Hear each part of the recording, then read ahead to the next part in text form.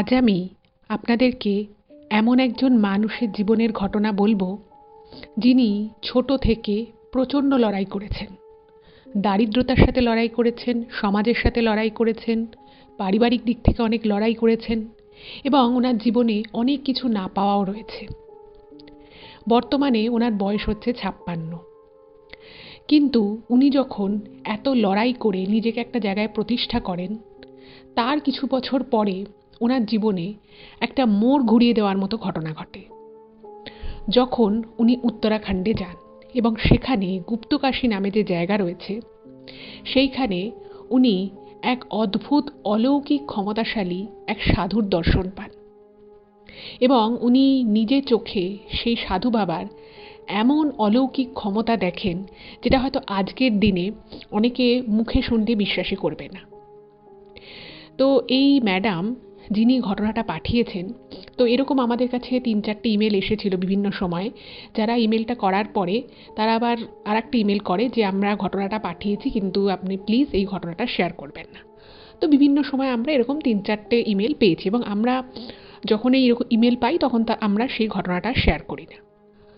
কিন্তু এই ম্যাডাম, মানে আজকে যে ঘটনাটা যিনি পাঠিয়েছেন তার নাম হচ্ছে রুমেলা ম্যাডাম। তো এই রুমেলাদি ঘটনাটা পাঠানোর দুদিন পরে উনি আর একটা ইমেল করেন এবং ইমেল করে বলেন যে আমি যে ঘটনাটা আপনাদের চ্যানেলের জন্য পাঠালাম, এই ঘটনাটা প্রচার করবেন না, কারণ আপনি যদি ঘটনাটা প্রচার করেন তাহলে হয়তো অনেকে অনেক নেগেটিভ কমেন্ট করতে পারে, অনেকের মনে হতে পারে যেগুলো বানানো কথা। কিন্তু উনি ওনার জীবনে যে পরিমাণ কষ্ট করেছেন, যেভাবে নিজেকে একটা জায়গায় দাঁড় করিয়েছেন, তো উনি বলছেন যে আমার মিথ্যে কথা বলে কোনো লাভ নেই, তো আমি চাই না এই ঘটনাটা প্রচারে আসুক। তখন আমরা ওনাকে আবার ইমেল করি এবং ওনাকে বলি যে এই ঘটনাটা সবার শোনা দরকার এবং এই ঘটনাটা কিন্তু শুধুমাত্র যে একটা সাধু বাবার খুব অলৌকিক ঘটনা বা তার অলৌকিক ক্ষমতা সম্পর্কে আমি বলবো এখানে তা নয়, ওনার জীবনের যে কাহিনী সেটা থেকেও কিন্তু প্রচুর প্রচুর কিছু আমাদের শেখার আছে। তো আমি সকলকেই এটা বলবো যে আপনারা কেউ কোথাও যাবেন না, প্রত্যেকেই পুরো ঘটনাটা প্রথম থেকে শেষ অবধি শুনুন। আমি এটুকু বলতে পারি আপনাদের এই ঘটনাটা ভীষণ ভীষণ ভালো লাগবে। আর সত্যি কথা বলতে কি, এরকম ঘটনা কিন্তু আমাদের কাছে খুব বেশি আসে না। তো আমি স্পেশালি বলবো আজকের এই ঘটনাটা আপনি একটু বেশি বেশি করে আপনাদের ফ্রেন্ড এবং ফ্যামিলির সাথে একটু শেয়ার করে দিন। বিশেষত এমন মানুষের সাথে শেয়ার করুন যারা হয়তো এই বর্তমান সময়ে একটা কঠিন পরিস্থিতির মধ্য দিয়ে যাচ্ছে বা যারা হয়তো একটুতেই খুব ভেঙে পড়ে। তো তাদেরকে আমি বলবো আরও বেশি বেশি করে একটু শেয়ার করে দিন। আপনারা ফেসবুক, হোয়াটসঅ্যাপ যে কোনো মাধ্যমে কিন্তু ঘটনা শেয়ার করতে পারেন। নমস্কার শ্রোতা বন্ধুরা, ভূত ভগবান চ্যানেলে আপনাদের সকলকে অনেক স্বাগত। আশা রাখি সবাই খুব ভালো আছেন, আনন্দে আছেন, সুস্থ আছেন। আমাদের চ্যানেলে যে ঘটনাগুলো বলা সেগুলো যদি আপনাদের ভালো লাগে তাহলে কিন্তু অবশ্যই চ্যানেলটাকে সাবস্ক্রাইব করবেন, ভিডিওগুলোকে লাইক করবেন। পুরো ঘটনাটা শোনার পর আপনাদের কেমন লাগলো সেই মতামত কিন্তু অবশ্যই জানাবেন, কারণ আপনাদের এই মতামত আমাদের কাছে কিন্তু ভীষণ ভীষণ গুরুত্বপূর্ণ। আর যদি সম্ভব হয় প্লিজ যেটা বললাম একটু সকলের সাথে শেয়ার করে দেবেন সব ঘটনা। আর আপনাদের জীবনের যদি এরকম কোনো ভৌতিক, অলৌকিক, দৈবিক, অতিজাগতিক কোনো ঘটনা থাকে সেগুলোও কিন্তু আপনারা আমাদের কাছে লিখে পাঠিয়ে দিতে পারেন। তার জন্য আপনাদের ইমেল করতে হবে, আর ইমেল আইডি কিন্তু আমাদের ডেসক্রিপশানে দেওয়া রয়েছে। তো এটুকুই বলা, এবার আমি সরাসরি চলে যাব আজকের ঘটনায়। এখন আমি যে ঘটনাটা আপনাদেরকে বলতে চলেছি সেই ঘটনাটা দিল্লি থেকে রুমেলাদি লিখে পাঠিয়েছেন। এবার এই যে ঘটনাটা উনি লিখেছেন সেই ঘটনাটা সম্পর্কে আপনাদেরকে বলতে গেলে আমাকে প্রথম থেকে শুরু করতে হবে, মানে রুমেলাদির একদম ছোটোবেলা থেকে আপনাদেরকে বলতে হবে, কারণ ওনার জীবনের স্ট্রাগলটা কিন্তু এই ঘটনার সাথে ভীষণ ভীষণভাবে জড়িয়ে রয়েছে। তো আমি একদম প্রথম থেকেই শুরু করছি, ঠিক যেভাবে রুমেলাদি লিখে পাঠিয়েছেন। অবশ্যই নিশ্চয়ই রুমেলাদিও ঘটনাটা শুনছেন, তো ঠিক উনি যেভাবে লিখেছেন আমি সেভাবেই ঠিক আপনাদের সামনে ঘটনাটা পরিবেশন করার চেষ্টা করছি। রুমেলাদি একদম নিম্নবিত্ত পরিবারে কিন্তু জন্ম হয়। ওনারা 3 বোন, তার মধ্যে রুমেলাদি সব থেকে বড়, আর 2 ভাই। এবার রুমেলাদির মা অনেক ছোট বয়সে, মানে যখন রুমেলাদির ভাইয়ের বয়স মাত্র 1.5-2, সেই সময় কিন্তু উনি হঠাৎ করে নিরুদ্দেশ হয়ে যান, রুমেলাদির মা। তো রুমেলাদিদের বাড়িতে আর কি ওনার মা, বাবা আর ওনার ঠাকুমা থাকতো, আর রুমেলাদিরা 5 ভাই বোন। নিম্নবিত্ত পরিবার, সেভাবে ঘরে অভাব সবসময়ই রয়েছে, কোনো রকমে খাওয়া দাওয়াটুকু দুবেলা দুমুঠো জুটত, এক এক দিন হয়তো একবেলাও খেয়ে থাকতে হতো, এরকম। এবার ওনার ভাই যখন মাত্র 2 বছর বয়স, ছোট ভাই, সেই 2 বছর বয়সের ভাইকে মানুষ করার মেন দায়িত্বটা এসে পড়ে কিন্তু রুমেলাদির উপর। এবার ওনার মা যে নিরুদ্দেশ হয়ে গেল, বিভিন্ন রকমভাবে তার খোঁজ করার চেষ্টা করা হয় এবং তার 1-1.5 মাস পরে জানা যায় যে ওনার মা অন্যত্র কোথাও বিয়ে করেছেন। এবার যখন এই বিষয়টা জানাজানি হয়ে যায়, তখন থেকে, এমনিতেই তো ওনারা খুব গরিব ছিলেন, কিন্তু ওই ঘটনা জানাজানির পরে, তখনকার দিনের সমাজ ব্যবস্থার কথা আমি বলছি, সেই সময় না, মানে এই ঘটনাটা যখন পাড়ার প্রতিবেশী সবাই শোনে, তারা না এই ফ্যামিলিটাকে একদম, যাকে বলে, এক ঘরে করে দেয়। তারা এই পরিবারটাকে একদম পছন্দ করতো না এবং এই পরিবারটার সাথে পাড়ার অন্যান্য ছেলে মেয়েদের কথা বলা বা তাদের সাথে একটু চোখাচোখি হলে কিছু একটা সাধারণ সৌজন্যবশত মানুষ একটা হাসি, এদের ভালো মন্দ খোঁজ নেওয়া তো দূরের কথা, এদেরকে একেবারে, যাকে বলে, এক ঘরে করে দেওয়া বলতে যেটা বোঝায় ঠিক সেরকমই করে দিচ্ছে। পাড়ায় কেউ কথা বলতো না, সবাই ওদের থেকে দূরে দূরে থাকতো এবং ওদের একটা পুরো পরিবারের একটা বাজে ইমেজ কিন্তু তৈরি হয়ে গেল। আর তার মধ্যে বুঝতেই পারছেন যে মানুষের সংসারে যদি একটা বিশাল অভাব থাকে, তো সেখানে এমনি মানুষের অনেকটা সামাজিক যে সোশ্যাল যে স্ট্যাটাসটা হয়, সেটা এমনি অনেকটা কমে যায়। আর তখনকার সময়গুলো অনেক বেশি হতো। যাই হোক, তো সেই দারিদ্রতার মধ্য থেকে, তার মধ্যে একটা সামাজিক একটা লড়াই, এর মধ্য থেকে আস্তে আস্তে কিন্তু এই 5 ভাই বোন বেড়ে উঠছে। এবার যেহেতু রুমেলাদি সবার বড় ছিলেন, তো ওনার স্যাক্রিফাইসটা কিন্তু সব থেকে বেশি ছিল। মানে ওই কন্ডিশনে কিছুদিন পরে ওনার ঠাকুমা মারা যায় এবং ওনার বাবা সেই সকালবেলা বেরিয়ে যেত একটা ফ্যাক্টরিতে, খুব ছোট একটা কাজ করতেন, সেখান থেকে খুব একটা বেশি টাকা উনি পেতেন না। তো সেই মানে বাকি ভাই বোনেদের দেখে রাখা, তারা ঠিকমতো খাচ্ছে কিনা, তারা কিভাবে স্কুলে যাবে, সমস্ত দায়িত্বটা, মানে একজন মায়ের যে দায়িত্ব থাকে, বলা যেতে পারে সেই ইকুয়াল দায়িত্ব কিন্তু রুমেলাদির ঘাড়ে এসে পড়ে। এবার রুমেলাদিরা যে পাড়াটায় থাকতো, সেই পাড়ায় কিন্তু মোটামুটি মানে বেশ স্ট্যান্ডার্ড লোকজনই থাকতো। একমাত্র রুমেলাদিরাই এমন একটা পরিবার ছিল যারা অতটা গরিব। আর ওদের না, যেটা রুমেলাদি লিখেছেন, যে ওনাদের ওই এক চিলতে একটা জমির উপরে একটা টালির বাড়ি ছিল এবং ওই জমিটাও ওনাদেরকে কেউ দান করেছিল, মানে রুমেলাদির দাদুকে কেউ একজন দান করেছিল। তো সেই এক চিলতে ঘরে ওনারা থাকতো। আর যিনি দান করেছিলেন, বহু বছর আগে দান করেছিলেন, দানপত্র করে দিয়েছিলেন, ফলে ওনাদের থাকাটা ওইখানেই ছিল। কিন্তু আশেপাশের যত বাড়িঘর ছিল, তা সেই বাড়ির যে ছেলেমেয়েরা, তারা ভালো স্কুলে পড়তো, তাদের একটা ভালো ফ্যামিলি থেকে তারা বিলং করতো। আর এদিকে এরকম একটা ঘটনা হয়ে যাওয়ার পরে রুমেলাদি তো তখন বড়, মানে কিছুটা বড়, মানে বড় বলতে বাকি ভাই বোনেদের তুলনায় বড়। আর যেহেতু উনি একটা এরকম কঠিন পরিস্থিতির মধ্যে দিয়ে গেছেন, তো উনি না, মানে ওনার বয়স অনুযায়ী ওনার ম্যাচুরিটি লেভেলটা অনেক বেশি ছিল প্রথম থেকেই। তো উনি স্পষ্ট বুঝতে পারতেন যে পাড়ার কেউ ওনাদের পছন্দ করে না। আর সারাদিনে ওনার বাবা খুব একটা বাড়িতে থাকতে পারতেন না, কখনো কখনো উনি হয়তো লাঞ্চ ব্রেকে একবার বাড়িতে আসতেন ছেলে মেয়েদের দেখার জন্য, কিন্তু স্বাভাবিকভাবে উনি সেভাবে কিন্তু দেখতে পারতেন না। তো ওনাদের ওই বাড়ির ওখানে একজন মাসি থাকতেন, ঠিক আছে, তিনি মানে তার ছেলেমেয়েরা অনেক দূরে দূরে থাকতো, তো সেই একমাত্র ওই মাসি বলে যিনি ছিলেন, সেই মাসি একটু খোঁজ খবর নিত এদের। মানে হয়তো রুমেলাদিকে স্কুলে যেতে হবে, তো রুমেলাদি হয়তো ভাত ঠাত ঢাকা রেখে গেল, তো পাড়াতে তো কেউ কথা বলেন ওই মাসি ছাড়া, তো মাসিকে একটু বলে যেত যে তুমি একটু দরজাটা মানে খুলে দিও, আমি রান্না করে রেখে গেছি। এরকম টুকটাক হেল্প ওই মাসি করতেন। এছাড়া পাড়ায় কারোর থেকে ওরা কিন্তু কোনো হেল্প পায়নি।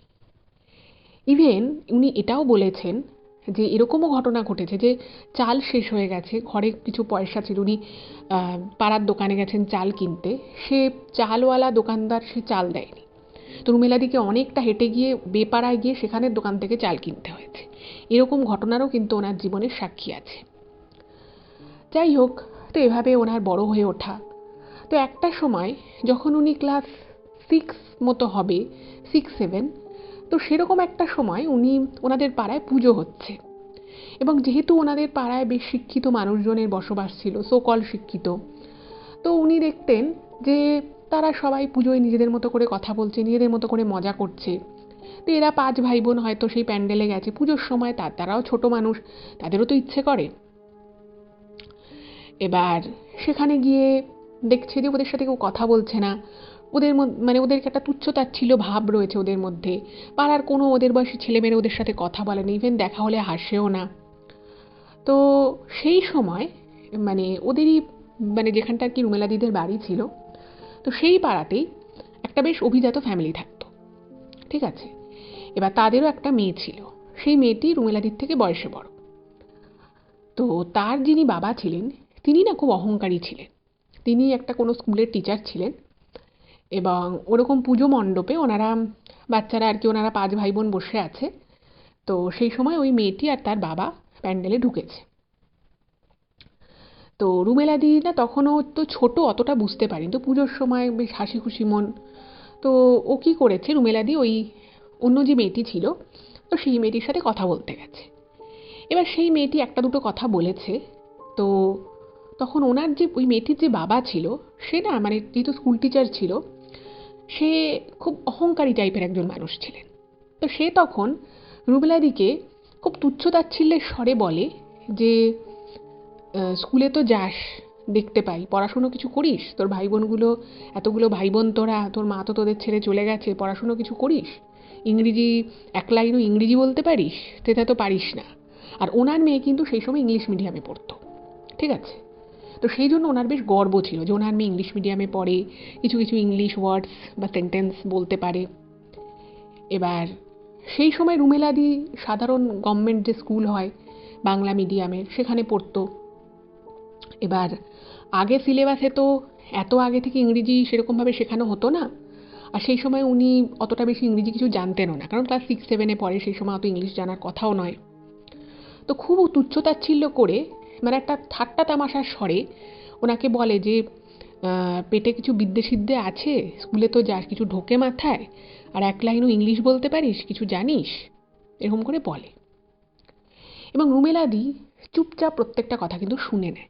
এমনিতেও বড় মানুষ, গুরুজন মানুষ, তখনকার দিনে তো এভাবে মুখে মুখে কেউ কথা বলতো না। রুমেলাদির কোথাও খুব খারাপ লাগে, এবং রুমেলাদির সঙ্গে সঙ্গে ভাই বোনেদের নিয়ে বাড়িতে চলে আসে।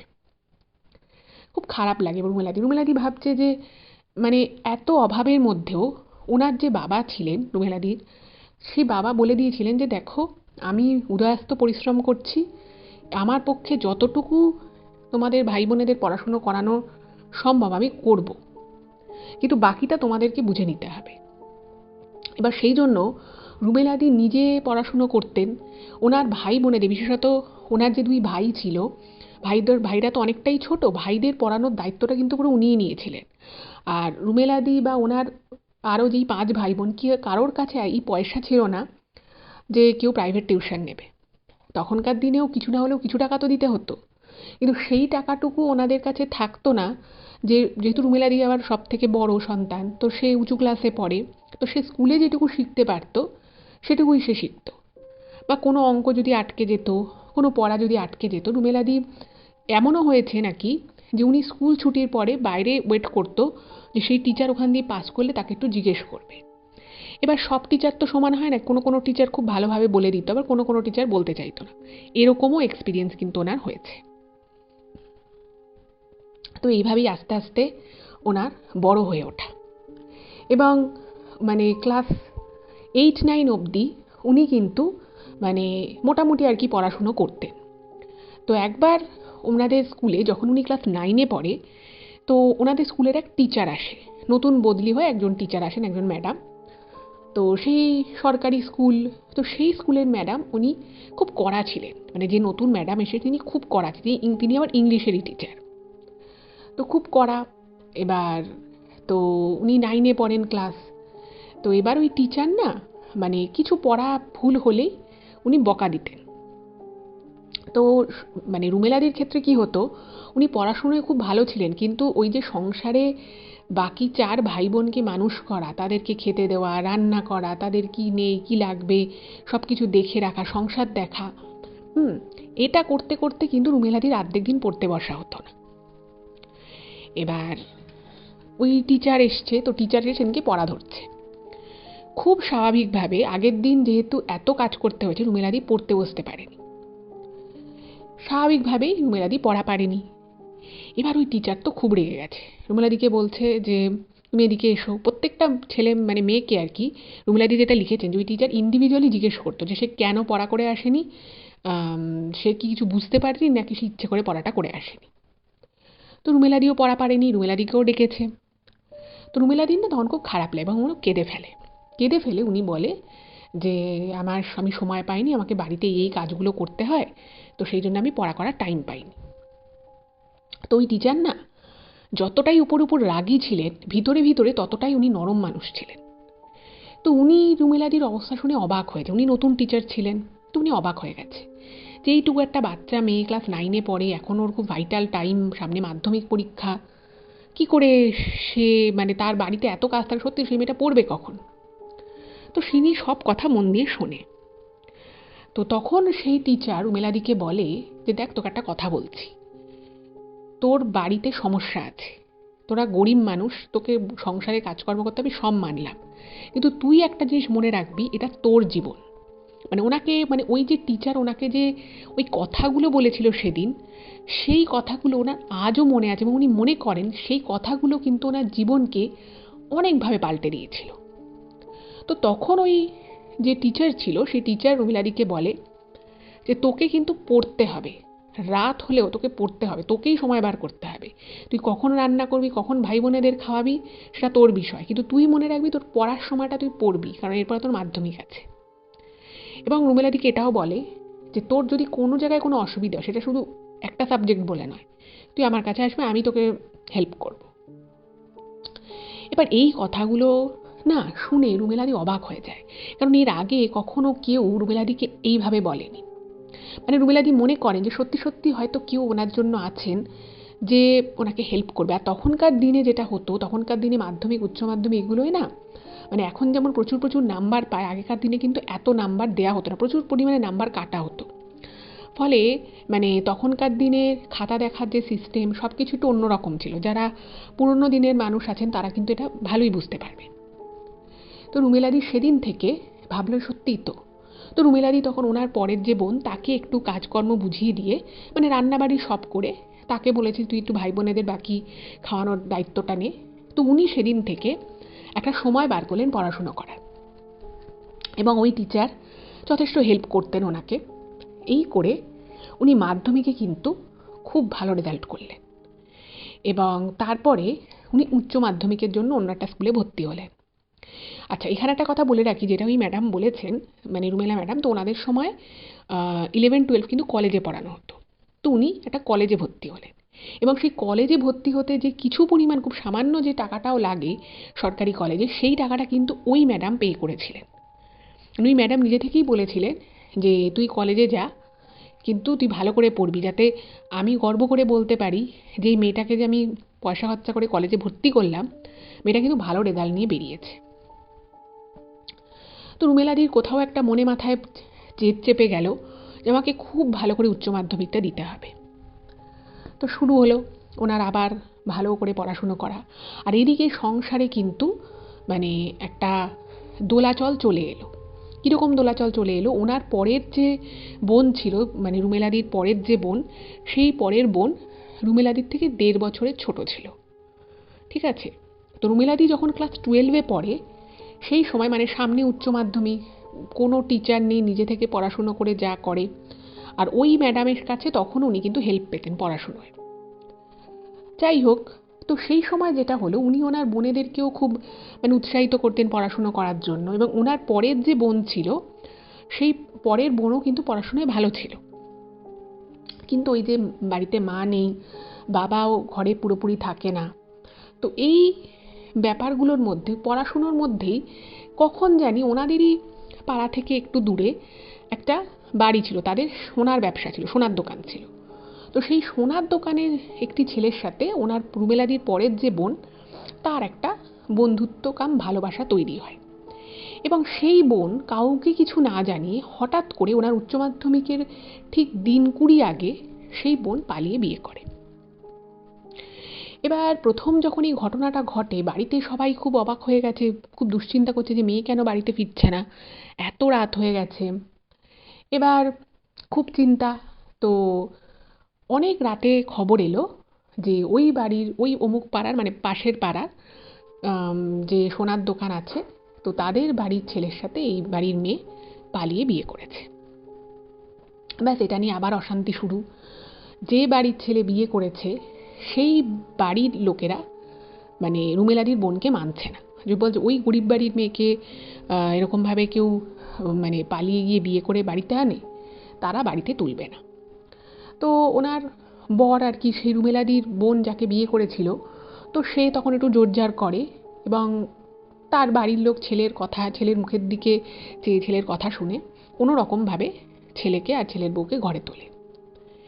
এবার ঘরে তো তুললো, কিন্তু এটা নিয়ে দুই পাড়ার লোকেদের মধ্যে একটা কথাকথি হচ্ছে। এদের বাড়িতে এসে রুমেলাদির বোনের শ্বশুরবাড়ির লোকেরা এসে কিছু কথা শুনিয়ে দিয়ে যায়।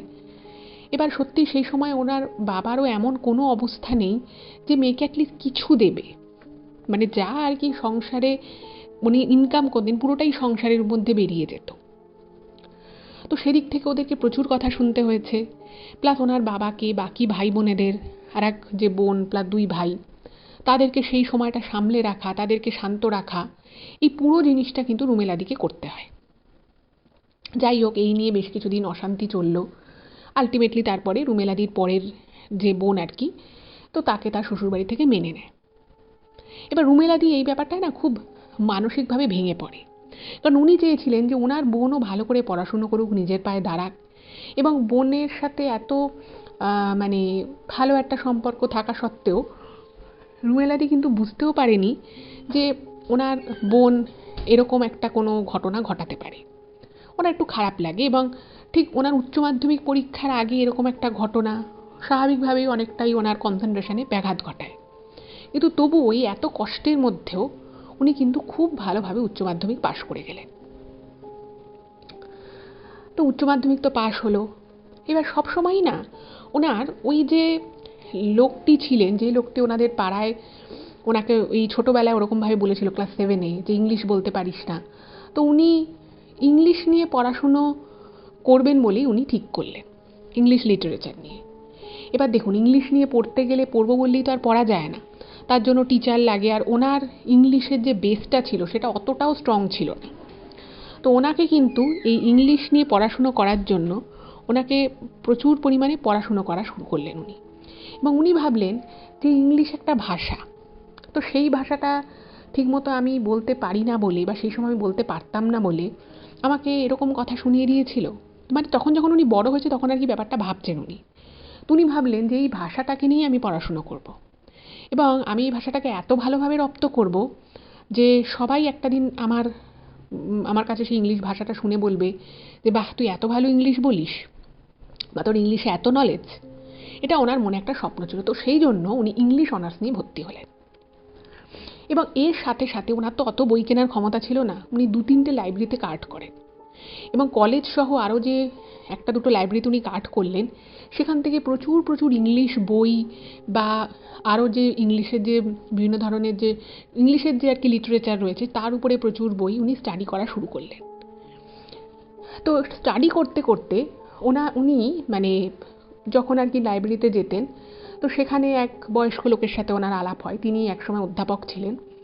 তো তিনি মানে ওনার ইংলিশ উচ্চারণ এগুলো দেখে বলে যে বাহ, তোমার তো ইংলিশ উচ্চারণ খুব ভালো, তো তুমি এবার অ্যাকসেন্টগুলোকে একটু রপ্ত করো, মানে ব্রিটিশ অ্যাকসেন্ট, আমেরিকান অ্যাকসেন্ট এরকম।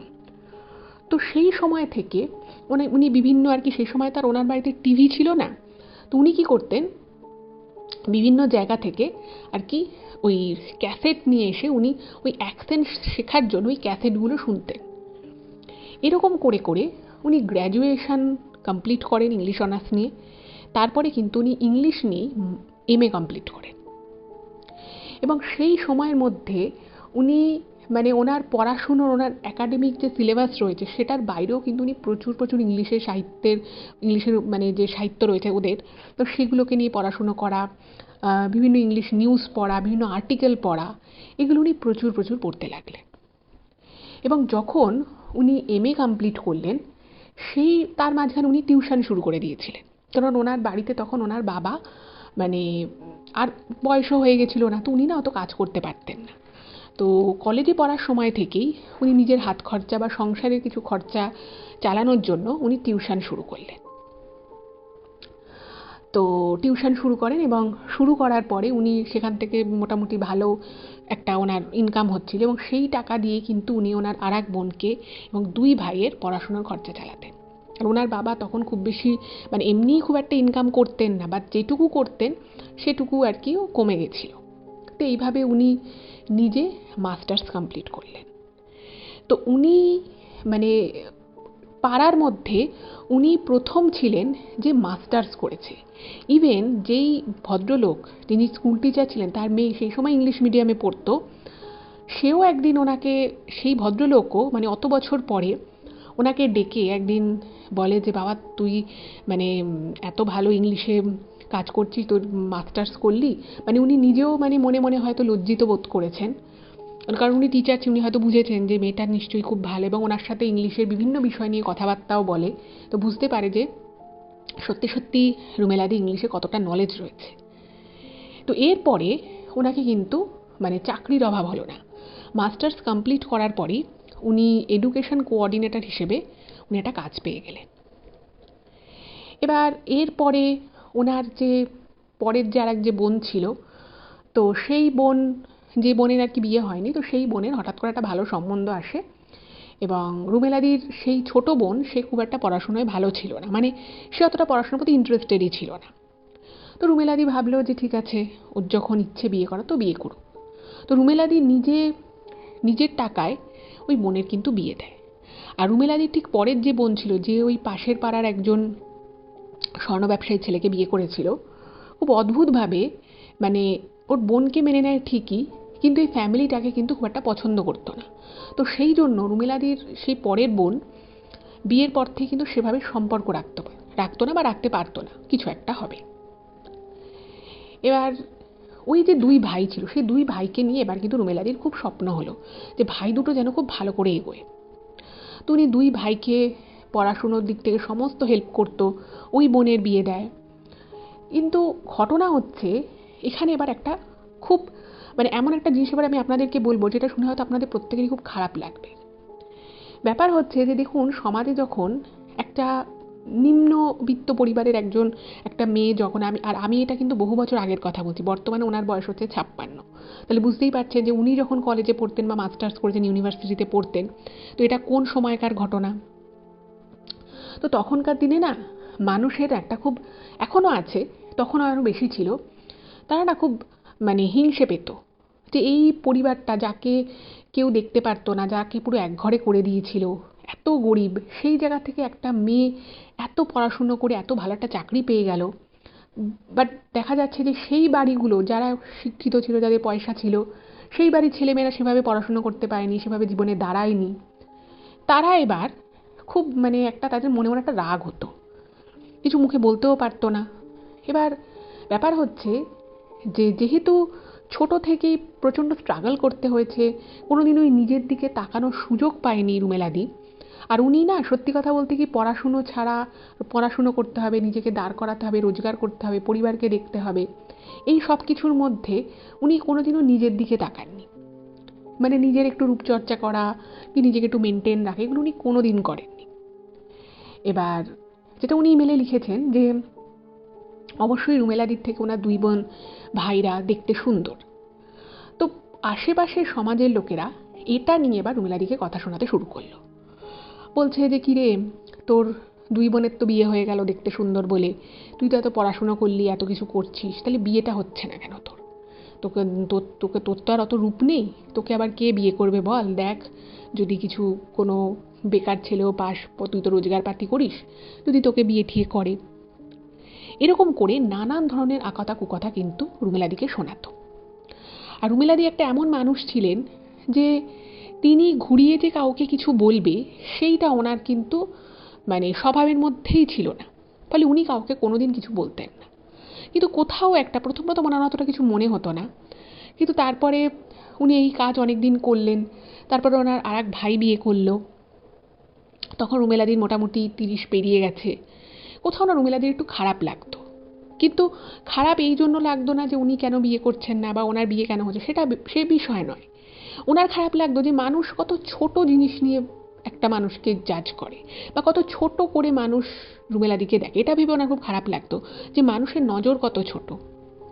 এই লোকগুলো যারা রুমেলাদিকে দেখতে, রুমেলাদির গায়ের রং কালো বলে বা রুমেলাদিকে দেখতে অতটা ভালো লাগছে না বলে মানে বিভিন্ন ধরনের জাজমেন্টাল কমেন্ট করতো, যে সবাই বলতো যে রুমেলাদিকে কেউ পছন্দ করে না। কিন্তু সত্যি কথা এটাই যে রুমেলাদি নিজে কোনোদিনও বিয়ে করতেই চাননি।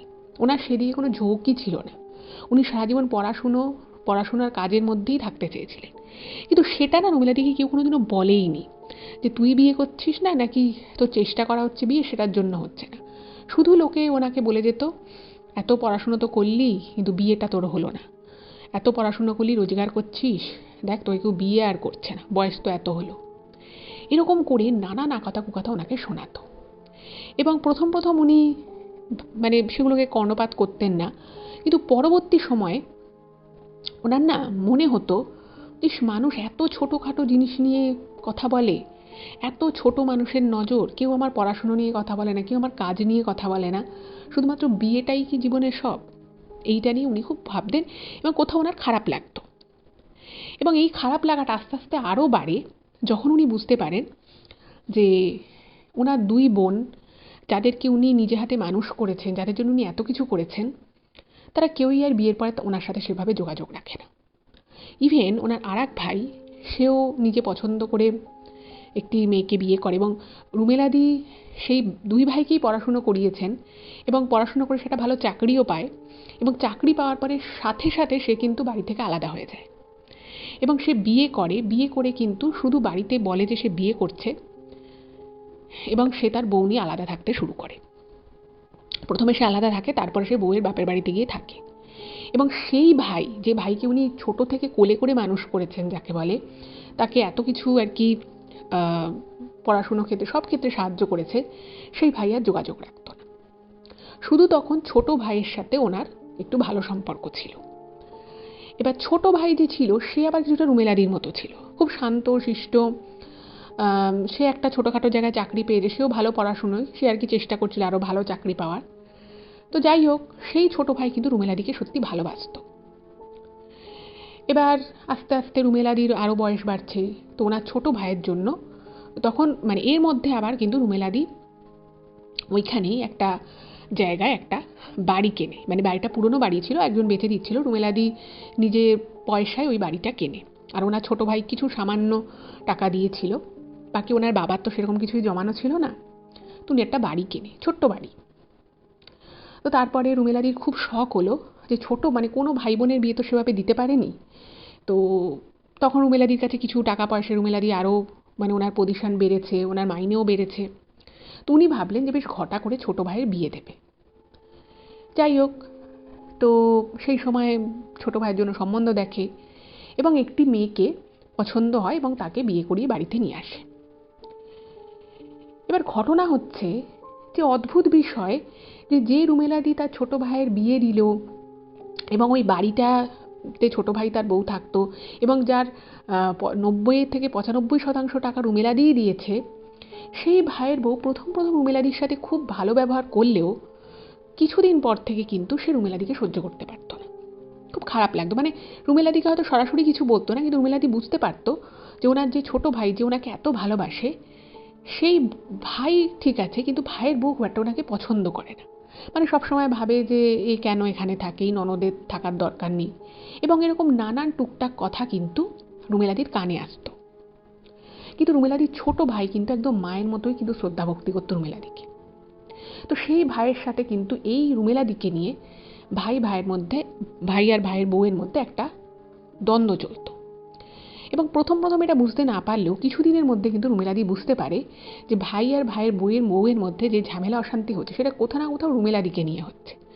অথচ দেখুন, ওই বাড়ি রুমেলাদি সারাদিন কাজে ব্যস্ত থাকতো, কোনো ঝামেলা ছিল না, কিন্তু তবুও কেন জানি না রুমেলাদিকে পছন্দ করতো না।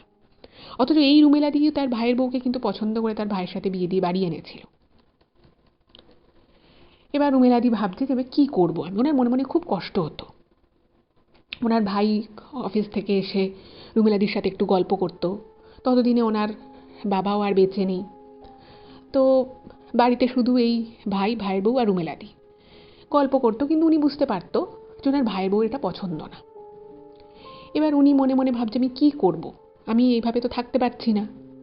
এমন সময় ওনার কাছে, মানে ওনার যেহেতু বহু মানুষের সাথে চেনা পরিচিত ছিল, তো সেই সময় দিল্লিতে একদম সেন্ট্রাল গভর্নমেন্টের একটা চাকরির সুযোগ আসে, এবং সেইখানে মেনলি খুব ভালো ইংলিশে তার রপ্ত থাকতে হবে, মাস্টার্স থাকতে হবে, এবং যার যে খুব ফ্লুয়েন্ট ইংলিশ বলতে পারি এরকম একটা পদে, একদম সরকারি পদে, যেখানে আর কি কনসুলেটের সাথে কাজ করতে হবে, কোনো ফরেন কনসুলেটে। তো সেরকম একটা পদে একটা ভ্যাকেন্সি বেরোয়। তো উনি কোনোভাবে সেইটা জানতে পারে এবং ওনাকে তখন বলে যে তুমি যে পরিমাণ কোয়ালিফাইড, আমার মনে হয় তুমি যদি ইন্টারভিউটা দাও তুমি ক্র্যাক করবে। তো তখন রুমেলাদির না মনে হলো যে আরে আমি যদি সত্যি সত্যি দিল্লিতে কাজটা পেয়ে যাই, তাহলে তো আমার পক্ষে খুব ভালোই হবে, কারণ ওনারও না আর বাড়িতে থাকতে ইচ্ছে করছিল না ওই অশান্তির পরিবেশে। তো উনি তখন ওনার ভাইকে না জানিয়ে, বাড়িতে কাউকে কিছু জানায়নি, উনি দিল্লি যান এবং গভর্নমেন্ট অফ ইন্ডিয়ার কাজ, তো উনি সেখানে যান, ওখানে ইন্টারভিউ ছিল, উনি ইন্টারভিউ দেন এবং ওনার এত কোয়ালিফিকেশান এবং ওনার উচ্চারণ এত ভালো ছিল, অ্যাকসেন্ট এত ভালো ছিল যে ইন্টারভিউটা কিন্তু উনি সাকসেসফুলি ক্র্যাক করেন। সঙ্গে সঙ্গে উনি কাজটা পেয়েও যান। কিছুদিনের মধ্যে বাড়িতে চিঠি আসে। তো উনি শুধু ওনার ভাইকে বলেন যে আমি কাজের জন্য দিল্লি চলে যাচ্ছি। তো ওনার ভাই একটু অবাক হয়ে যায় যে হঠাৎ করে দিল্লিতে কেন কাজ নিচ্ছে। তো উনি বলেন যে না রে, এটা খুব ভালো কাজ, আর সেন্ট্রাল গভর্নমেন্ট বুঝতেই পারছিস, ভালো মাইনে পাবো, আর ওখান থেকে ওনাকে যেহেতু অনেক উঁচু পদে, তো ওনাকে থাকার ব্যবস্থা সবই দেওয়া হচ্ছে। তো উনি যাকে বলে ঘর ছেড়ে বাঁচলেন, কারণ উনি পরিষ্কার বুঝতে পারতেন যে ওনার ভাই ওনাকে খুব ভালোবাসলেও বাকি ভাই বোনেরা তো কেউ খোঁজ নেয় না, কিন্তু ওনার ভাইয়ের বউ পছন্দ করে না। এবার ওই দিল্লি যাওয়ার পরে একমাত্র ওনার এই ছোটো ভাই ওনার খোঁজ খবর করতো, ফোন করতো। বাকি কোনো ভাই বোনের কোনো, মানে একবার ফিরেও তাকাতো না বা একবার খোঁজও নিত না মাসে একবারও, সে কোথায় আছে, কি করছে। সবাই নিজের নিজের জীবন নিয়ে এত ব্যস্ত হয়ে যায়, এত স্বার্থপর হয়ে যায় যে তারা রুমেলাদিকে কিন্তু মানে খোঁজই নিত না তার। তো উনি ওখানে গেলেন, ওখানে গিয়ে একটা নতুন ওয়ার্ক কালচারে পড়লেন, এবং এর আগে উনি কখনোই মানে কোথাও যায়নি, রাজ্যের বাইরে তো যায়নি, মানে কোথাও ঘুরতেও উনি যাননি। তো এবার ওখানে উনি গেছেন, ওখানে উনি বেশ একটা সিনিয়র পজিশন নিয়ে গেছে, বিভিন্ন দেশ বিদেশের মানুষের কনসুলেটে কাজ ওনার, সেখানে উনি খুব ভালোভাবে কাজ করছেন। তো উনি যেখানে কাজ করতেন সেখানে একটা গ্রুপ ছিল যারা প্রত্যেক বছর একবার করে ঘুরতে যেত। আর রুমেলাদি যেহেতু খুব ফ্রেন্ডলি একজন মানুষ ছিল, সকলের সাথে খুব ইজিলি মিশে যেতে পারতেন, তো উনিও সেখানে গল্প আড্ডা করতেন। তো সেখানে উনি জানতে পারলেন যে এরা, এই গ্রুপটা বছরে একবার করে ঘুরতে যায়। তো রুমেলাদি বলছে যে আমি তো কোথাও কোনোদিনও যাইনি, যদি এরপরে তোমরা কোথাও ট্যুর করো আমাকে কিন্তু বলো। তো সেই প্রথম রুমেলাদি ওই অফিসের কলিগদের সাথে, তাদের আর কি যে যার মতো ফ্যামিলিও কেউ কেউ নিয়ে গেছে, তো ওনারা উত্তরাখণ্ডে বদ্রীনাথে একটা ট্রিপ করে। ওই ট্রিপটা ওনার জীবনের প্রথম ট্রিপ ছিল। এবার ওই প্রথম পাহাড় গিয়ে, প্রথম 4 ধামের মধ্যে 1 ধাম শ্রী বদ্রীনারায়ণ দর্শন করে, ওই পাহাড়ের রূপ, ওই সৌন্দর্য, শ্রী বদ্রীনারায়ণকে দর্শন করে না ওনার মনে এত ভালো লাগে যে মানে উনি মানে ভাবছিলেন যে আমি এই দিল্লি আসার ডিসিশনটা যে নিয়েছি, এটা আমি মানে খুব ভালো করেছি, এর থেকে ভালো ডিসিশন হয়তো আমার জীবনে আর হতেই পারতো না। কারণ ওইখানে ওই একঘেয়ে কাজ করে করে উনি একটু বোরও হয়ে গেছিলেন। আর এই যে বাড়ি থেকে উনি বেরিয়ে দিল্লি এলেন, এখানকার মানুষজনের সাথে মেশাই, ঘুরতে আসা, এগুলো তো নাহলে কোনোটাই পসিবল হতো না। আর ওনার এত ভালো লাগে ওই পাহাড়, ওই পরিবেশ, এবং উনি প্রচুর পড়তেন। তো ঘুরতে যাওয়ার আগে বদ্রীনারায়ণজিকে, তার মহিমা কী, কীভাবে বদ্রীনারায়ণ মন্দির স্থাপিত হলো, সমস্তটা উনি পড়ে গেছেন উত্তরাখণ্ড সম্পর্কে। তো এগুলো পড়ে উনি পুরো আপ্লুত হয়ে গেছে, এবং নিজের চোখে যখন দেখেন ওনার ভীষণ ভালো লাগে। এবং উনি তখন মনে মনে ঠিক করলেন কেউ আসুক না আসুক, উনি প্রত্যেক বছর 1 থেকে 2 বার এই উত্তরাখণ্ডে উনি ঘুরতে আসবেন, তো 4 ধাম দর্শন করবেন। এই করে উনি 4 ধাম দর্শন করেন। 2 বছরের মধ্যে উনি 4 ধাম দর্শন কমপ্লিট করেন, এবং ওখানের মানুষজনের সাথে ওনার এত ভালো একটা সম্পর্ক হয়ে গেছিল, যে মানে সবাই রুমেলাদিকে খুব মানত, আর রুমেলাদি ওখানে সিনিয়র ছিলেন, তো ওনাকে সবাই খুব সম্মান করতো। আর ওই চারধাম ঘুরে, কেদারনাথজি, বদ্রীনাথজি, গঙ্গোত্রী, যমুনোত্রী চারধাম ঘুরে ওনার যেমন মানসিক প্রশান্তি হয়েছিল, এবং ওনার মনে যে দুঃখ কষ্ট যেগুলো যেটুকু যা ছিল, মানে কোনো কিছু উনি মনে রাখতেন না, কিন্তু তবুও যা ছিল কোথাও যেন ওনার সেগুলো অনেকাংশেই লাঘব হয়ে গেল। তো এরপরে এবার এই যে চারধাম উনি যাত্রা করেছিলেন, সবসময় কেউ না কেউ, কোনো না কোনো গ্রুপের কেউ না কেউ মানে ওনার সাথে গেছিল। হয়তো কোনো গ্রুপে হয়তো 10 জন মিলে গেছে, কখনো হয়তো উনি 12 জন মিলে গেছেন, এরকম। এবারে উনি যখন লাস্টবার যখন উত্তরকাশী গেছিলেন, সেখানে আর কি বেশ কিছু অব্বিট জায়গা রয়েছে, বিভিন্ন জায়গায় আর কি পাহাড়ের গুহা, এগুলো উনি দেখে না ওনার খুব ভালো লাগে। তো এরপরে উনি ভাবলেন যে উনি একবার একা যাবেন, কারণ সবসময় তো গ্রুপ তো আর যাবে না।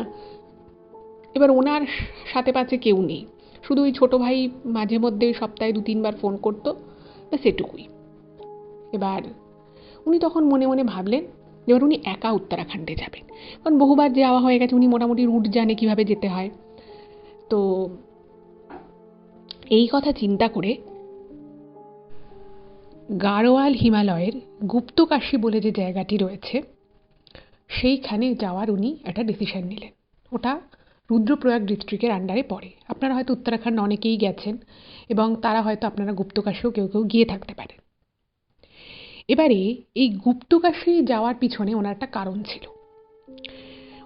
উনি যে এর আগে যে বেশ কয়েকবার উত্তরাখণ্ডে গিয়েছিলেন গ্রুপের সাথে, তো সেখানে গিয়ে ওনারা ধর্মশালায় থাকতেন, এবং সেই ধর্মশালার বিভিন্ন যারা সাধু সন্ত ছিলেন, যারা ওই ধর্মশালাটাকে চালাতেন, তো এরকম অনেকজনের সাথে ওনার খুব গল্প হতো, এবং ওখানে গিয়ে বেশ একটা ভালো একটা কথাবার্তা, একটা ভালো টার্ম হয়ে গেছিল। তো ওই সাধু সন্তদের থেকে উনি শুনেছিলেন যে গুপ্তকাশীর একটা জায়গা রয়েছে, একটা গ্রামের নাম বলেছিলেন, সেখান থেকে কিছুটা গিয়ে একটা মানে পাহাড়ি, পুরোটাই তো পাহাড়ি জায়গা, গাড়োয়াল হিমালয়, তো সেখানে একটা মানে বিভিন্ন গুহা আছে, এবং ওই জায়গায় নাকি এমন অনেক সাধু সন্ত আছে যারা মানে বহু বছর থেকে তারা সাধনা করছে, এবং তাদের এক একজনের বয়স কারো 150, কারো 200, এরকমও বয়স আছে। এবং এনাদের দর্শন কিন্তু সাধারণ মানুষ পায়ই না, মানে খুব কম। ওখানকার যে লোকাল যে গ্রাম আছে, সেখানকার হয়তো কিছু কিছু মানুষ তাদেরকে কখনো না কখনো দেখে থাকতে পারে, কিন্তু মানে এনাদের দর্শন পাওয়াটা একটা মানে দুর্লভ বিষয়। আর এনারা ওখানে বহু বছর থেকে, বছরের পর বছর আর কি, মানে ওইরকম পাহাড়ি গুহায় তপস্যা করছে, এবং তারা তাদের তপস্যার গুণে, তপস্যার বলে তাদের এমন শক্তি হয়ে গেছে যে তারা বছরের পর বছর না খেয়ে থাকতে পারে। তাদের কাছে ওই হিমালয়ের প্রকাণ্ড ঠান্ডা কোনো রকমভাবে তাদের তপস্যায় কোনো ব্যাঘাত ঘটাতে পারে না, কারণ তারা খুব সামান্য বস্ত্র পরিধান করে, কোনো রকম উষ্ণ বস্ত্র না পরেই তারা বছরের পর বছর কাটিয়ে দিচ্ছে। তাদের খিদে তৃষ্ণা বলে কিচ্ছু নেই, তারা শুধু একটা ধুনি জ্বালিয়ে পাহাড়ের গুহায় শুধুমাত্র তারা ধ্যান জপে মগ্ন থাকে। এবার এই জিনিসগুলো যখন উনি বারবার বারবার ওখানকার সাধু সন্তদের, তার থেকে লোকাল মানুষদের থেকে অনেক শুনেছিলেন, কিন্তু তখনই ওনার মনে একটা ইচ্ছে হয়েছিল যে সাধু সন্তদের সাথে দেখা করার। ওনার মনে একটা খুব মানে আকাঙ্ক্ষা ছিল, এবং উনি যত ওনার বয়স বাড়ছিল, উনি না মানে একটা সময় উনি এত বেশি টাকা রোজগার করতে হবে, ভাই বোনেদের দাঁড় করাতে হবে, এগুলো নিয়ে উনি একটা সময় খুব বিজি ছিলেন। কিন্তু যখন থেকে উনি দিল্লি চলে এলেন, একা থাকতেন, তো প্রচুর পুজো আর্চার প্রতি ওনার একটা বিশাল আকর্ষণ তৈরি হয়। তো উনি প্রচুর পুজো আর্চা করতেন, এবং ঠাকুরকে সবসময় বলতেন যে আমি এরকম একজন সাধুর দর্শন করতে চাই, যার সত্যিকারে এরকম একটা ক্ষমতা আছে। এবার এই বিষয়টার পিছনেও কিন্তু ওনার একটা কারণ ছিল, এই সাধু সন্ত দর্শন বা এরকম সাধুরকে দেখার এই পিছনে একটা কারণ ছিল। সে কারণটা হচ্ছে, মানে যখন একটা সময় ছিল ওনার জীবনে, উনি বিয়ে করেননি, সেটা ওনার ডিসিশন ছিল, উনি প্রথমেই ভেবে নিয়েছিলেন যে উনি বিয়ে থা সংসার করবেন না, তো সেদিক থেকে ওনার কোনো দুঃখ ছিল না। উনি যেটা ইমেলে লিখেছেন, ওনার খারাপ, আস্তে আস্তে বয়স বাড়ার সাথে সাথে একটা খারাপ লাগা তৈরি হয় এটা ভেবে যে উনি মানে দিল্লিতে তো উনি কাজ ছাড়া ওনার আর কোনো সেরকম কিছু ছিল না। এবার যেটুকু সময় উনি একা থাকতেন, উনি খুব ভাবতেন পুরোনো দিনের কথা, যে একটা সময় ওনারা ঠিকমতো খেতে পেতেন না, সংসারে এত অভাব ছিল। এবার খুব ছোটোবেলায় ওনার মা ওনাদের ছেড়ে চলে যান, তারপর থেকে আর কখনো খোঁজও নেননি, উনি আসেনও নি। কিন্তু উনি তো বড় মেয়ে ছিলেন, ওনার কিছুটা স্মৃতি আছে ওনার মায়ের সাথে, যে ওনার মা ওনার চুল বেঁধে দিতেন, ওনার মা কি রান্না করতেন, উনি পাশে থাকতেন। তো যত ওনার বয়স বাড়তে থাকে তো তত না উনি সেই পুরনো দিনের কথা ওরা খুব মনে পড়তো। সেই ওনাদের টালির বাড়ি, সেই ওনাদের সংসার, একা হাতে উনি ওনার ভাই বোনেদের যেভাবে মানুষ করেছেন, তাদের কথা ওনার খুব মনে পড়তো। কিন্তু এটা বুঝতে পারতো যে ওনার ছোট ভাই ছাড়া ওনার কেউ খোঁজ নেয় না, এটা উনি খুব ভালো মতোই জানতেন। তাই তাদেরকে যেচে পড়ে ফোন করা, তাদের খোঁজ খবর করা, এগুলো উনি খুব একটা করতেন না, হয়তো বছরকার দিনে একটা ফোন করতেন এরকম। এবার এই জিনিসগুলো না ওনাকে ওনার বয়স বাড়ার সাথে সাথে ওনাকে মানসিকভাবে খুব কষ্ট দিত। কারণ তখন উনি জানতেন ওনার সমস্ত ভাই বোনেরা দাঁড়িয়ে গেছে, উনি তখন যথেষ্ট ভালো একটা স্যালারি পান। তো প্রচুর উনি দান ধ্যানের কাজকর্ম করতেন, মানে ওখানেই আর কি দিল্লিতে অনেক স্বেচ্ছাসেবী সংস্থাকে উনি টাকা পয়সা দিতেন, ওখানে পথ শিশুদের জন্য অনেক রকমের প্রোগ্রাম হতো, তো সেই জায়গায় উনি নিয়মিত টাকা দিতেন। এগুলো করে উনি নিজেকে না ভালো রাখার চেষ্টা করতেন। আর যখনই খালি সময় থাকে ওনার খুব পুরনো কথা মনে পড়তো। এবং উনি একবার এক ঘুরতে গিয়ে এক সাধুর সাথে ওনার দেখা হয়েছিল। তো সেই উত্তরাখণ্ডের এক সাধু ওনাকে বলেছিল যে তুমি যদি খুব ভালো একজন গুরুর সান্নিধ্য পাও, তোমার মন থেকে এগুলো চলে যাবে। এবার উনি বুঝতে পারছেন না যে উনি কীভাবে কী করবেন। তো সেই সময় থেকেই ওনার মনে হয় যে উনি এরকম একজন সাধুর দর্শন করতে যায়। তিনি তাকে মানে উনি তার শিষ্যত্ব গ্রহণ করতে পারবেন কি পারবেন না সেটা পরের কথা, ওনার মনে হতে থাকে। এই সমস্ত কিছু চিন্তা করি উনি, যেহেতু ওনারা বহুবার অফিসের গ্রুপ হয়ে ওনারা উত্তরাখণ্ডে গেছেন, তো ওখানে ওদের ভালো একজন গাড়ি ড্রাইভার, তারপরে ধর্মশালার ফোন নাম্বার, সব কিছুই আর কি ওনার জানা ছিল। আর সেই সময় ওনার বয়স ছিল 50। তো উনি একা একাই গুপ্তকাশী যাওয়ার প্ল্যান করলেন। এবং উনি মোটামুটি ওই সাধু সন্তদের থেকে শুনেছিলেন যে কোন গ্রামে বা কোন জায়গায় মানে এরকম সাধু সন্তর মানে গুহায় দেখা, শুধু এইটুকু উনি জানতেন। এবার ওনারা এক্স্যাক্ট কোথায় থাকে, কোথা থেকে যেতে হবে, উনি কিচ্ছু জানেন না। শুধুমাত্র ওই যে ড্রাইভার যে ছিল সেই ড্রাইভার যে ফোন নাম্বার আর ওই যে ধর্মশালায় উনি থাকবেন সব মোটামুটি ফোন টোন করে উনি বুক করে দেন। এবং উনি ওখানে যখন যান, গিয়ে দেখতে পান প্রচুর এরকম বয়স্ক কম বয়সী ভদ্রমহিলা মেয়েরা যারা হয়তো সংসার ত্যাগ করেছে, এরকম প্রচুর লোক আছে যারা কিন্তু একা একা উত্তরাখণ্ডে যায়। তো আজ থেকে 6 বছর আগে 50 বছর বয়সে উনি প্রথমবার ওই একা গেলেন। এবার একা যাওয়ার পরে গুপ্তকাশীর ওখানে একটা গ্রামে উনি স্টে করেন, যেখান থেকে আর কি, যেখানে একটা ছোট্ট ধর্মশালা ছিল। তো ওখানকার লোকাল মহিলারাই সেই ধর্মশালাটা চালাতেন। তো তাদের কাছ থেকে উনি মানে খবরাখবর করেন যে এখানে কোথায় পাহাড়ি গুহা আছে, এরকম সাধু সন্ত কে আছে। তো ওরা কিছু সেভাবে বলতে পারে না, বলে যে দেখুন আছে কিন্তু আমরাও সেরকম দেখিনি, আমাদের গ্রামের হয়তো 3-4 জনই হয়তো তাদেরকে দেখেছে। আর সত্যি কথা বলতে কি, এরকম সাধকরা সাধু সন্তরা মানে এতটাই পাওয়ারফুল হয় যে এদেরকে না সাধারণ চোখে সাধারণ মানুষ দেখতেও পায় না। মানে ওনারা যদি না চান, মানে ওখানে যদি কেউ মানে মাসের পর মাসও বসে থাকে, সে কিন্তু ওই সাধনার মানে সাধনা করছেন এরকম সাধু সন্তকে দেখতে পাবে না। মানে চট করে এদের দেখাই যায়, এরা যদি না চায় সাধারণ মানুষের চোখেই পড়বে না, নিজেদেরকে অদৃশ্য করতে পারে। তো এরকম নানান কথাবার্তা কিন্তু উনি শোনেন গ্রামের মধ্যেই। তো তখন তখন না ওনার মানে আরও ইচ্ছেটা খুব বেড়ে যায়, এরকম একজন মানে মানে কি বলবো, এত পাওয়ারফুল একজন সাধু যে সত্যি এরকম যার ক্ষমতা আছে তাকে দেখার একটা ভীষণ ওনার ইচ্ছে হয়। তো উনি তখন ভাবলেন যে না, আমি একবার চেষ্টা করে দেখি। তো সেবারে উনি 10 দিনের জন্য গেছিলেন। তো সেখানে লোকাল একটা বাচ্চা ছেলে, তো সেই ছেলেটা বলে যে আমি আপনাকে ওই গুহার জায়গা অবধি মানে আমি আপনার সাথে যেতে পারি, মানে লোকাল গাইড হিসেবে আর কি বাচ্চাটা কাজ করে। তো উনি বললেন ঠিক আছে।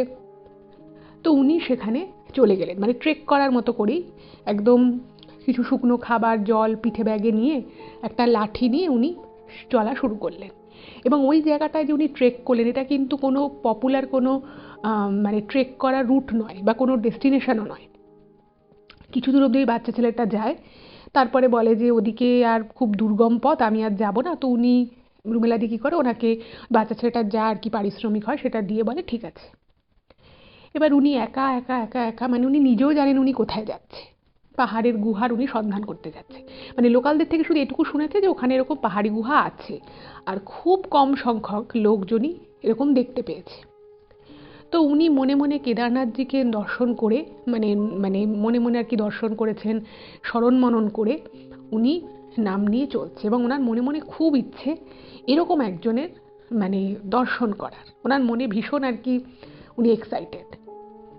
এবং উনি যখন যাচ্ছে উনি বলছেন যে পাহাড়ি পথটা যত উপরের দিকে উঠছে, একা বেঁকা পাহাড়ি পথ, আর বুঝতেই পারছেন উনি কিন্তু তখন খুব কম বয়স নয়, 50 বছর বয়স, কিন্তু মনে ওই অদম্য জোর আর ইচ্ছে শক্তি নিয়ে কেদারনাথজিকে স্মরণ করে উনি ওই পাহাড়ি পথ দিয়ে ট্রেক করে করে উপরে উঠছে।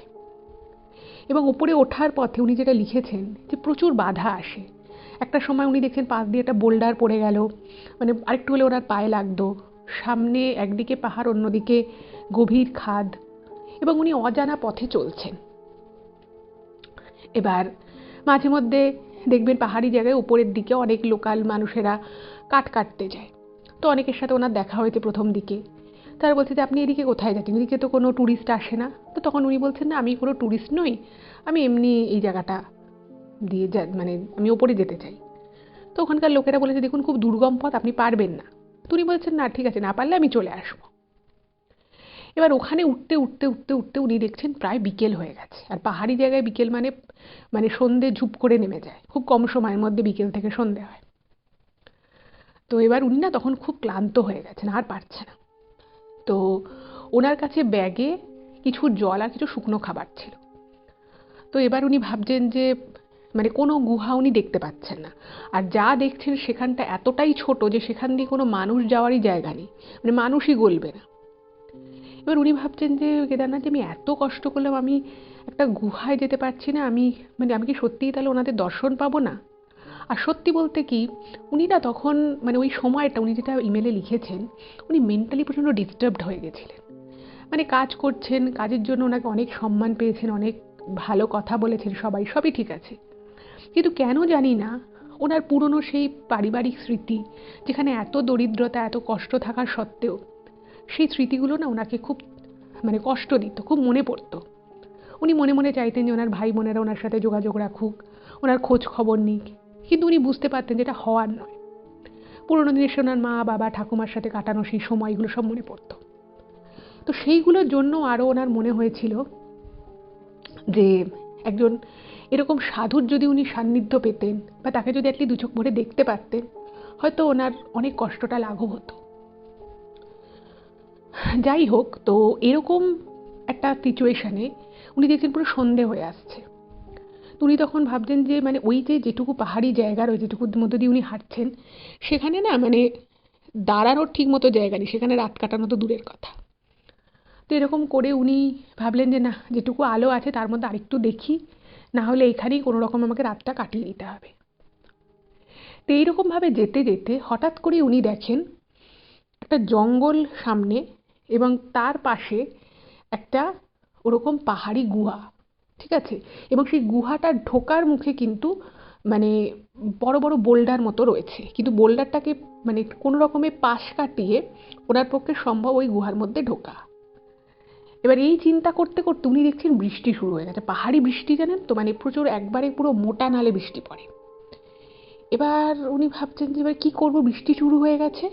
তো উনি ওই বোল্ডারটাকে কোনো রকমে ঠেলে উনি ওই গুহার ভিতরে ঢুকে পড়েন। এবার দেখুন, গুহার ভিতরে ঢোকার পরে কি এক্সপেক্ট করা যায়, গুহাটা অন্ধকার হবে, কিন্তু উনি গুহাটার ভিতরে একটু ঢুকে মানে মাথাটা নিচু করে, উনি তো সোজা হয়ে তার মানে হাঁটতে পারছে না, মাথাটা নিচু করে উনি যখন ঢুকছে তখন দেখছে যে গুহার উল্টো দিকে কীরকম একটা আগুন জ্বললে যেরকম একটা আলো মানে মানে আলো জ্বলছে নিভছে টাইপের, এরকম একটা যে হয়, সেরকম একটা কিছু জ্বলছে। তার ওই জায়গাটা এত সরু যে ওনাকে রীতিমতো হামাগুড়ি দিয়ে উনি ভিতরের দিকে চলে যান, এবং ওনার মনে কিন্তু কোনো ভয় হচ্ছে না, কারণ ওনাকে অনেকে ওখানে বলেছিল যে ওখানে খুব তেন্ডুয়া থাকে, মানে বাঘ থাকে ওখানে। তো ওনাকে অনেকে বারণও করেছিল, কিন্তু ওই অদম্য ইচ্ছে শক্তির জোরেই উনি কিন্তু চলে যান। তো ওখানে গিয়ে উনি দেখছেন যে ভিতরে কেউ নেই, কিন্তু একটা ধুনি মতো জ্বলছে, খুব মানে ছোট্ট একটা, কোনো যজ্ঞ কুণ্ডও নয়, কিছু কাঠকুঠো দিয়ে একদম ধিমি ধিমি হয়ে অল্প আগুনে একটা কিছু জ্বলছে, আর ভিতরটা খুব কমফর্টেবল। মানে বাইরে যে প্রচণ্ড ঠান্ডার বৃষ্টি শুরু হয়েছে, সেরকম কিছু বোঝা যাচ্ছে না। আর সামনের জায়গাটায় খুব সামান্য কিছু জিনিসপত্র ছড়ানো রয়েছে। তো তখন তো উনি বুঝতে পেরেছেন যে এটা নিশ্চয়ই কোনো মানুষ জ্বালিয়েছে, কিন্তু উনি কাউকে দেখতে পাচ্ছেন না। এবার যাই হোক, উনি তো প্রচণ্ড ক্লান্ত, তো কোনোভাবে উনি ওখানটায় বসে ওনার ব্যাগটা রেখে একটু জল আর বিস্কুট খান। এবং জল বিস্কুট খেয়ে না ওনার ওই জায়গাটা এত শান্ত, একটা অন্যরকম এনভায়রনমেন্ট। উনি বলছেন যে আমি যখন ওর ভিতরে ঢুকলাম, আমার শরীরটা যেন মনে হলো এমনি কিছুটা ভালো হয়ে গেল। তার মধ্যে ওই সামান্য দুটো বিস্কুট আর জলটা খাওয়ার পর আমার এত পরিতৃপ্তি হলো যেন আমি শরীরে নতুন করে বল পেলাম। এমন নয় যে ওনার ঘুম পেয়ে গেছে, বল পেলেন। তো উনি তখন ওইখানে না মনে হলো যে উনি যেন পৃথিবীর মধ্যেই নেই, মানে অন্য কোথাও একটা চলে এসেছে। এবং উনি তখন চোখটা বন্ধ করে এক মনে ঠাকুরকে ডাকতে লাগলেন। এবং উনি কেদারনাথ দিকে ডাকছেন এবং বলছেন যে বাবা, আমি তো এখানে পৌঁছে গেলাম, আমি গুহা পেলাম, কিন্তু আমি তো এখানে কোনো সাধু বাবাকে দেখছি না। এবং উনি মনে প্রাণে ডাকছেন এবং উনি ধ্যানমগ্ন হয়ে যাওয়ার মতো ওনার অবস্থা। এবার ওই ধ্যানরত অবস্থায় রুমিলাদি কতক্ষণ ছিল উনি নিজেও জানেন না। হঠাৎ করেই একটা ধিমি আওয়াজে, খুব সামান্য একটা ধিমি আওয়াজে ওনার চোখটা উনি খুলে ফেলেন। এবং উনি দেখেন ওনার ঠিক সামনে একজন মানে সাধু, যাকে মানে সাধু বলতে আমরা বিশাল জটাধারী, একদম লাল বস্ত্র এরকম কিন্তু নয়, একদম সাধারণ একজন খুব রোগা, যার মুখে অল্প বিস্তর সাদা দাড়ি রয়েছে এবং তিনি ভীষণ শীর্ণকায় একজন মানুষ। ওনার সামনে চোখ খুলে রয়েছে এবং তার চোখ দুটো ভীষণ শান্ত, আর সামনে একটা কমণ্ডলু রয়েছে। তিনি ওনার দিকে তাকিয়ে রয়েছে। খুব অদ্ভুতভাবে সেই মানে ওই সাধু ওনাকে বলছে যে তুই এখানে এসেছিস কেন। এটা মানে চোখের সামনে ওরকম একজন সাধু বাবাকে রেখে, মানে ওনার সাথে ডিস্টেন্স হবে প্রায় 5-6 হাত, তার বেশি না। উনি না মানে চোখ থেকে ওনার জল বেরিয়ে গেছে। উনি তখন হাত জোর করে প্রণাম করে বলছে, বাবা আমি এখানে আপনারই দর্শনে এসেছি। আমি ঠাকুরকে মনে প্রাণে ডাকছিলাম যেন আমি এখানে মানে কাউকে দেখতে পাই। আমার এই সাধু দর্শন করার ভীষণ ইচ্ছে, কারণ আপনি মানে আমার মনে ভীষণ কষ্ট, আমার মনে ভীষণ দুঃখ, আমি সব কিছু আপনার চরণে দিতে চাই। তো তখন ওই সাধু বাবা বলছে যে আমি জানি তোর অনেক কষ্ট, তুই জীবনে অনেক কষ্ট করেছিস, কিন্তু তুই তো জীবনে অনেক ভালো কাজ করেছিস। তোর জীবনে কষ্ট ছিল ঠিকই, কিন্তু এত কষ্টের মধ্যেও তুই অনেক ভালো কাজ করেছিস, অনেক মানে তুই তোর জীবনে এত দায়িত্ব কর্তব্য পালন করেছিস যেটা একটা মানুষের পক্ষে একটা জীবনে করা প্রায় অসম্ভব। তো তখন না এগুলো শুনে রুমেলাদি মানে আর কিছু বলতে পারছে, উনি শুধু ঝরঝর করে কাঁদছে।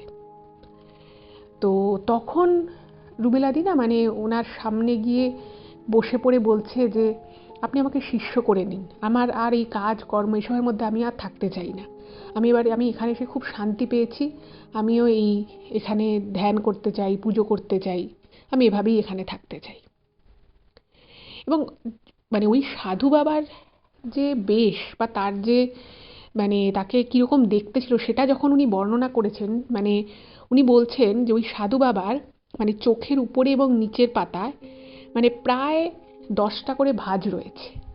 তার চামড়া এতটাই বেশি কুঁচকে গেছে এত রোগা হওয়া সত্ত্বেও, যে তার প্রত্যেকটা গালে কিছু না হলেও 100-র উপরে ভাঁজ রয়েছে। মানে ওনার যে ঠিক কত বয়স সেটা মানে ওইভাবে গুণে মানে 100 তো কবেই হয়ে গেছে, 150 হয়ে যেতে পারে। এবং ওই সাধু বাবা যিনি ছিলেন তিনি অদ্ভুত হচ্ছে যে একটা জিনিস রুমেলাদি লক্ষ্য করেন যে তার চোখের পাতা পড়ে না, সে খুব শান্ত দৃষ্টিতে কথা বলে। এবং উনি যে জায়গাটার মধ্যে রয়েছেন পুরো এনভায়রনমেন্টটা মনে হচ্ছে একটা অন্যরকম হয়েছে, মানে ওনার মনে হচ্ছে যে উনি আর পৃথিবীতে আছেন। তো তখন মুচকি হেসে নাকি ওই সাধু বাবা বলেন যে তোর তো এখনো অনেক কাজ বাকি, আর তোকে এইভাবে এখানে এসে সাধনা করতে হবে না, তুই তো তোর মুক্তি, তোর সাধনা সবকিছু তো তোর কর্মের মাধ্যমেই হচ্ছে, তুই তো অনেকটা এগিয়েই গেছিস, তোর দরকার নেই এই কোথাও এসে কোনো গুহায় এসে বা কোথাও এসে তোর সাধনা করা। তোর সাধনা তোর কাজের মধ্য দিয়েই হচ্ছে, তোর তোর তোর দ্বারা আরো অনেক কাজ হবে, এখনো অনেক কাজ করা তোর বাকি আছে।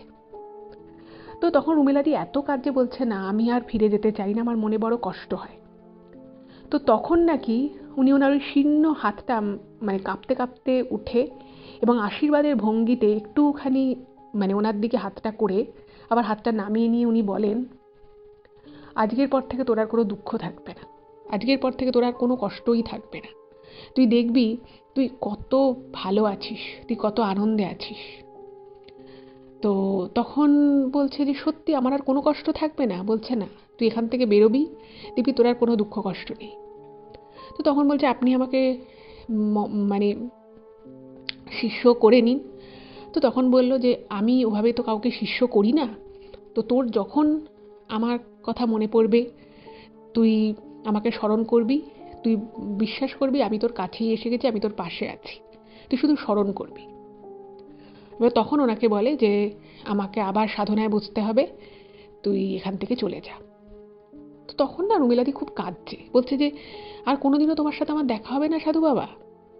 তো তখন উনি বলেন যে যদি কখনো সময় হয় তুই মনে মনে চাইবি, ঠিক দেখা হবে, কিন্তু কখন হবে, আদৌ হবে কি না সেটা আমি তোকে বলতে পারছি না, তবে যদি তুই আমাকে মন থেকে ডাকিস তুই বুঝতে পারবি আমি তোর কাছেই আছি, আমি তোর মাথার কাছে এসে দাঁড়িয়েছি, সে যেখানেই হোক। তোর এখন অনেক কাজ বাকি, তোর দ্বারা অনেকের অনেক আরও ভালো হবে, তুই এখন চলে যা। এই বলে রুমিলাদি এরপরে যেটা লিখেছেন যে আপনি নিজের চোখে দেখেন ওই সাধু বাবা মাটিতে, জাস্ট খালি মাটিতে বসেছিলেন, সেখান থেকে উনি আস্তে আস্তে আস্তে আস্তে প্রায় 2 ফুট মতো উঁচুতে ওঠেন। 2 ফুট, ওনার হাতে কিন্তু কোনো লাঠি নেই, কিচ্ছু নেই, শুধুমাত্র ওনার হাতটা ধ্যানরত অবস্থায় রয়েছে এবং কিছুতে উঁচুতে উপরে ওঠেন 2 ফুট মতো, এবং ঠিক মুহূর্তের মধ্যে উনি অদৃশ্য হয়ে যান গুহা থেকে। কিন্তু ওই ধুনিটা জ্বলছে, ধুনিটা উনি দেখতে পাচ্ছেন, কিন্তু উনি মুহূর্তের মধ্যে অদৃশ্য হয়ে যান। এবং এটা দেখে না মানে রুমেলাদি মানে প্রচণ্ড অবাক হয়ে যায়। উনি কিন্তু ভয় পাননি, উনি খুব অবাক হয়ে যান এবং উনি ওখানে কাঁদতে কাঁদতে সাধু বাবার উদ্দেশ্যে, কেদারনাথের উদ্দেশ্যে উনি প্রণাম করতে থাকেন। এবং তারপরে উনি যখন বাইরে বেরিয়েছেন তখন উনি দেখছেন পুরো ঝকঝকে আলো, মানে ভোর হয়ে গেছে, ভোর হয়ে রোদ্দুর উঠে গেছে। যাই হোক, তো তারপরে উনি ওখান থেকে আবার ট্রেক করে নেমে আসেন এবং ওনার এই যে অভিজ্ঞতা হলো, এটা না মানে উনি গ্রামের কয়েকজন ওনাকে জিজ্ঞেস করেছে, উনি আর অত কিছু ভেঙে বলেনি। তো তার পরবর্তী সময় উনি বেশ কয়েকজনকে বলেছিলেন, কয়েকজন বিশ্বাস করেছে, আবার কয়েকজন বলেছে এগুলো বাজে কথা। অনেকে ভাবে ওনাকে যে উনি যেহেতু খুব একা একা থাকেন, উনি হয়তো ডিপ্রেসড হয়ে গিয়ে এরকম বানিয়ে বানিয়ে কথা বলেন। এবং ঠিক এই কারণের জন্যই উনি এই আমাদের চ্যানেলে যে ঘটনাটা পাঠিয়েছিলেন, উনি ঠিক তার পাঠানো 2 দিনের মধ্যে উনি ইমেল করে পাঠান যে এই ঘটনা যেন প্রচার না করা হয়। এবং এছাড়া উনি যেটা জানিয়েছেন যে সত্যি সত্যি যখন ওনার মানে উনি এক এক সময় ওনার না খুবই, ওনার সত্যি সত্যি উনি যখন বাড়ি ফেরেন ওনার মনের মধ্যে কোনো দুঃখ আর কোনো কষ্ট নেই কারোর জন্য, শুধু মাঝে মধ্যে ওই সাধু বাবাকে ওনার খুব মনে পড়ে। এবং সত্যি সত্যি যখন উনি সাধু বাবাকে স্মরণ করে উনি বুঝতে পারেন যে ওনার মাথার কাছে এসে কেউ দাঁড়িয়েছে, মানে উনি কিন্তু চোখে দেখতে পায় না, কিন্তু উনি বুঝতে পারেন যে ঘরের মধ্যে একটা চেঞ্জ হলো। এবং যখন ওই সাধু বাবা ওনার মাথার কাছে এসে দাঁড়ায় সেই মুহূর্তে ঘরটা পুরো অন্য রকম হয়ে যায়। তো এটাই ছিল ঘটনা। আর বর্তমানে ওনার মানে সব কিছু ঠিকঠাক আছে, উনি খুব আনন্দে আছেন, খুব হাসি খুশি আছেন এবং ঠিক সাধু বাবা যেরকমভাবে বলেছেন উনি কিন্তু সেভাবেই করছেন। এবং সত্যি সত্যি উনি আরও অনেক বড় বড় ভালো ভালো কাজের সাথে যুক্ত হয়েছেন, অনেক রকম সেবামূলক কাজ উনি করেন। আর এখনও অবধি ওনার সাথে ওই সাধু বাবার আর দ্বিতীয়বার দেখা হয়নি, ভবিষ্যতে হবে কিনা উনি জানেন না। তো এটাই ছিল আজকের ঘটনা। কেমন লাগলো অবশ্যই জানাবেন, আর ভালো লাগলে অবশ্যই চ্যানেলটাকে সাবস্ক্রাইব করবেন, ভিডিওগুলোকে লাইক করবেন, আর একটু সকলের সাথে ভিডিওগুলো শেয়ার করে দিন। সকলে ভালো থাকবেন, দেখা হবে আবার পরবর্তী এপিসোডে। নমস্কার।